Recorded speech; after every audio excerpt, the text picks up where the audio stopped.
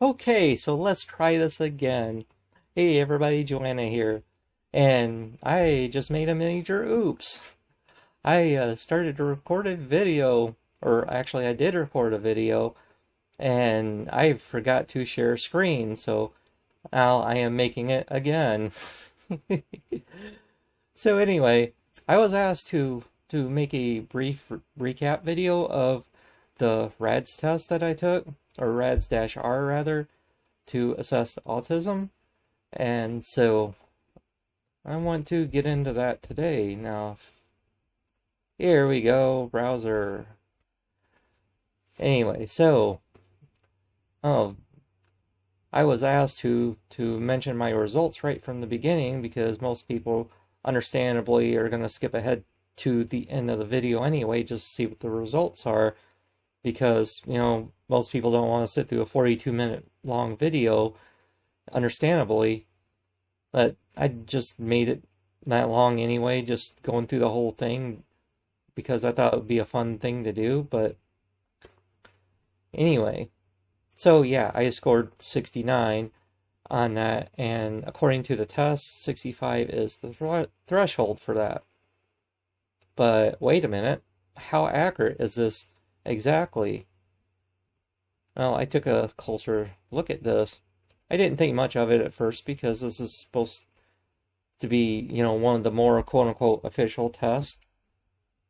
But you see right on their website, the rating or clarity and lack of ambiguity only have 1 star, but yet the testing accuracy is 4 out of 5 stars. So I was thinking, okay, well, as long as the accuracy is good, that's all that matters, right? But this is kind of on a case-by-case basis when you think about it. Right here, the test has good reliability when administered, but can drop down to 30% when a clinician administers it, depending on their understanding of autism. And but also, yes, again, threshold 65 goes into the scoring system. And I've noticed a lot of these questions were pretty nuanced. So in some cases, I didn't know how to answer the question exactly because I'm like, wait a minute, or do they mean this or do they mean that? And then in other cases, there were no good answers, so I just had to choose one and hope it was close enough to being accurate. But as you see, you got the scoring system. It's actually divided up into 2 sections because there's 2 different types of questions here. The vast majority of them, 63 out of the 80, use this scoring system, where you have true now and when I was young, 3 points, true now only, 2 points, so on and so forth.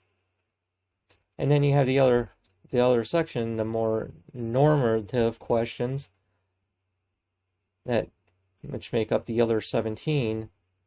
True now and when I was younger, 0 points, with never true being 3 points. Now these quote-unquote normative questions are questions like I am a sympathetic person. I could put myself in other people's shoes. Now obviously if you choose never true, then you kind of fall into that category that you're more likely to be autistic because that's pretty autistic, eccentric trait. And so more on the scoring system here. I'm not really going to get into all of that so much. Sensitivity questions. Now it's further down. Yeah, okay, here it is.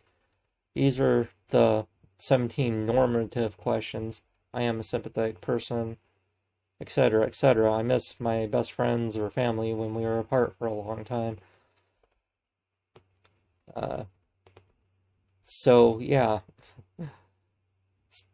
So, the bottom line is the results can vary as far as this goes on a case-by-case basis. I guess depending on how well you understand the questions, how nuanced the question is. Are you just choosing an option just to choose an option to get through it because there are no good answers? Um, Overall, I think if you just want a fun little thing to do to get a rough idea of whether or not you have autism, it might be a good test to take for that to kind of give you a rough idea. But I wouldn't go on just this test alone. If you're near that threshold, or well over the threshold even, I would suggest talking to a professional about that so that you get a diagnosis by a clinician. Don't just rely on the test alone because, again, results can vary. That's all I have for today.